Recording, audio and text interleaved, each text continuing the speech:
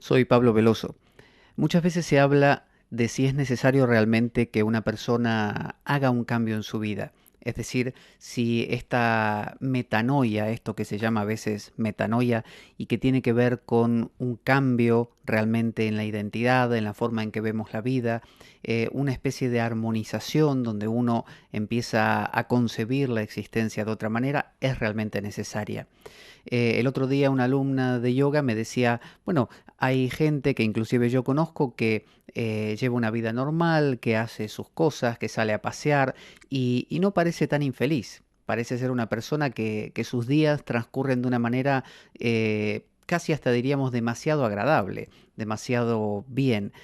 ¿Valdría la pena que esa persona haga un cambio? Esa es una pregunta importante porque muchas veces nos preguntamos, bueno, fulano está sufriendo, fulano la está pasando mal, si meditara, si llevara una vida, no sé, de otro tipo, con una inclinación hacia preguntarse los porqués, si fuera un psicólogo y resolviese estos temas, seguramente sería más feliz.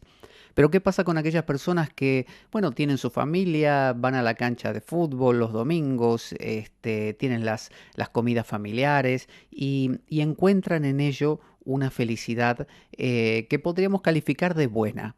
¿Qué pasa con esas personas que están gratificadas y contentas con contar con el amor de alguien, con el trabajo?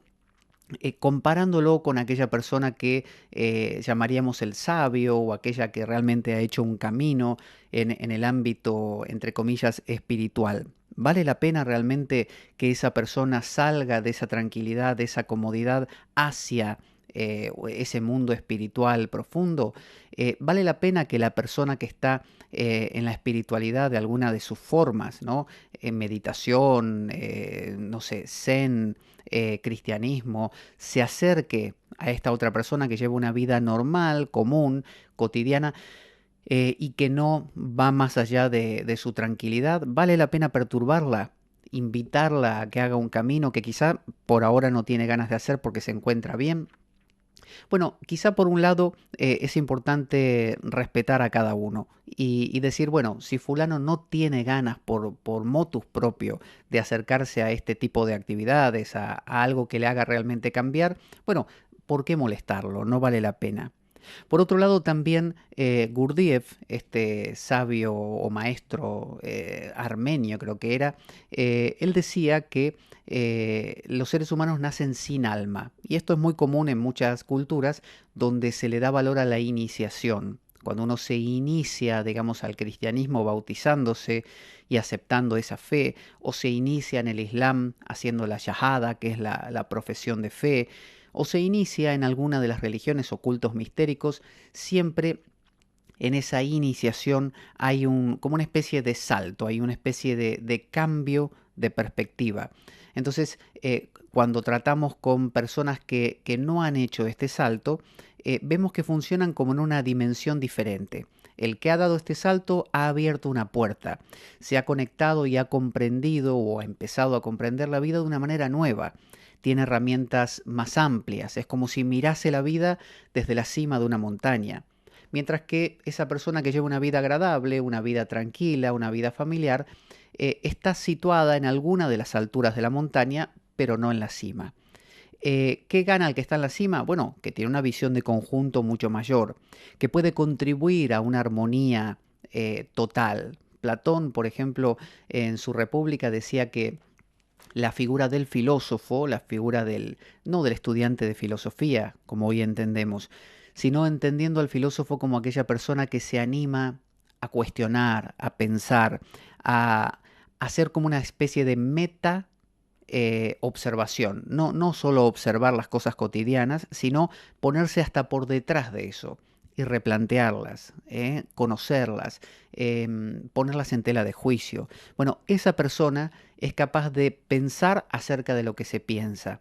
Es decir, no solo es disfrutar de la familia, sino a su vez estar como un pasito más atrás, estar observando cómo uno disfruta de esa familia. Es lo que se llama Homo sapiens sapiens. Nuestra denominación como especie es Homo sapiens sapiens, que quiere decir el hombre, el ser humano, que piensa que piensa. Es decir, un perro o un gato solo piensan. Es decir, sienten alegría, tristeza, inquietud, ganas de hacer esto, ganas de hacer lo otro. Pero el ser humano tiene la característica, al igual que algunos mamíferos superiores, como el orangután, por ejemplo, y creo que, no sé si el delfín y la ballena, tienen la capacidad de darse cuenta que están sintiendo algo. Y eso genera la idea de tiempo, genera la idea de perspectiva, la posibilidad de contar, porque existe una entidad ahí, surge un yo que dice, yo estoy viviendo tal cosa, yo siento esto, a mí me pasó tal cosa, ten cuidado que no te pase a ti. Es decir, se genera una especie de marco referencial muy útil. Ahora, el que vive como Homo sapiens, hombre que piensa, sería aquella persona que vive su vida de manera simple, pero no de manera simple porque ya transitó todo este camino de pensar lo pensado, de sentir lo sentido. No, no, no. Simplemente porque nunca salió de ahí. Ese es el Homo sapiens. Es la persona que vive una vida simple. ¿Está mal vivir entonces esa vida simple? En absoluto. Lo que pasa que, por un lado, el potencial del ser humano, que está hecho como el potencial de un árbol de manzanas, de un manzano, está en dar las manzanas. Bueno, el potencial de un ser humano es ser capaz de comprenderse y de comprenderse en relación con los demás. Entonces, si uno dice, bueno, podemos quedarnos en lo simple, en lo más simple de todo. Y bueno, vivimos colgados de los árboles. Está bien, somos felices, como los monos. Pero si somos seres humanos, Homo sapiens sapiens, y podemos aprovechar esa cualidad de pensar lo pensado, de cuestionarnos cosas, de poder llegar a conclusiones importantes, ¿no? Y poder de esa manera construir una armonía, pero con una cabalidad, con una totalidad que no crea problemas o que crea los mínimos problemas, pienso que es mucho más armonioso. La persona que vive su vida cotidiana como si nada y vive de placer en placer pequeñito, si bien vive bien, como me decía esta alumna, vive bien, está contenta esta persona, carece de la perspectiva global, de una perspectiva holística. El ser humano tiene la capacidad de reflexionar acerca de su relación con todas las demás cosas. Las otras especies no. El león solo come la gacela y se acabó la historia. Y si el león al comer la gacela está propiciando su propia extinción, por X razón, jamás lo va a saber y simplemente se extingue. El ser humano tiene la capacidad de prever, tiene la capacidad de ver que comiendo esa gacela que está enferma de tal cosa va a acabar perjudicándose y tomar recaudos. Eso solo lo puede saber cuando sabe que sabe. Es decir, cuando reflexiona acerca de lo que hace y no solo hace. Entonces, bueno, la perspectiva es esta. La perspectiva es desarrollar esa potencialidad que tenemos y, como decíamos, Platón en su República hablaba de que la posición, el posicionamiento, ¿no? El situarse en la posición del filósofo no es estudiar filosofía o historia de la filosofía, sino que significa ser capaz de pensar las cosas. Y esa claridad que da el pensar las cosas y un pensar cabal, que no solo es racional, nos ayuda a crear un mundo de mayor armonía, un mundo donde las relaciones entre las personas y entre las cosas fluyen de una manera mejor que si solo gratifico mi bien personal. Si yo digo estoy contento conmigo, con mi familia, con mi trabajo, con mi perro, mi gato y dos o tres cosas más, bueno, eso me puede estar dando un placer y alguien podría decir, bueno, no hace mal a nadie, pero quizá estoy haciendo algo que está creando un daño, pero no me entero porque no lo pienso. Entonces, estas hordas de personas que son simples y que viven bien, necesitan de ese despertar. Un despertar que no puede ser forzado. Uno no puede ir ahí a molestar a la gente a que se ponga a pensar acerca de lo pensado o a filosofar. Pero esta pregunta, como decía Heidegger, por el ser, esto preguntarse quién soy, por qué soy básicamente, cómo es, qué es ser humano.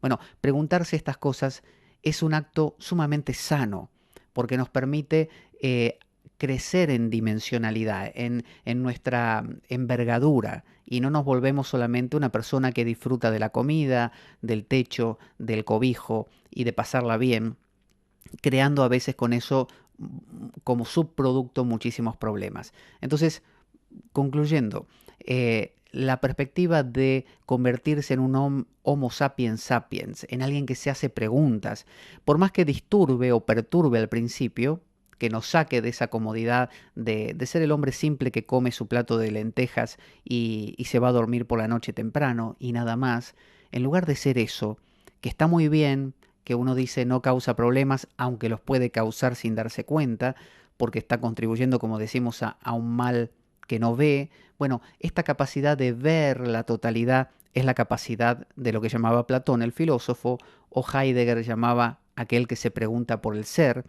Y las escuelas iniciáticas, como decía al comienzo, son aquellas que nos ayudan a dar ese salto, es el que nos producen estas escuelas la metanoia, pero no como instituciones, no es pertenecer a una de ellas, sino simplemente ser capaz de decir, doy por tierra con lo anterior, empiezo a pensar desde cero, empiezo a cuestionarme las cosas, y eso es como un nacer de nuevo, es como un emerger, es como si uno se hubiera levantado del estado de simio al estado humano. Bueno, un paso más sería del estado humano al estado del humano que piensa, que siente lo que siente, que, no sé, se emociona de emocionarse. Es decir, es un alguien que tiene como un eco dentro, esa capacidad de resonar con las cosas y no solamente vivirlas y punto.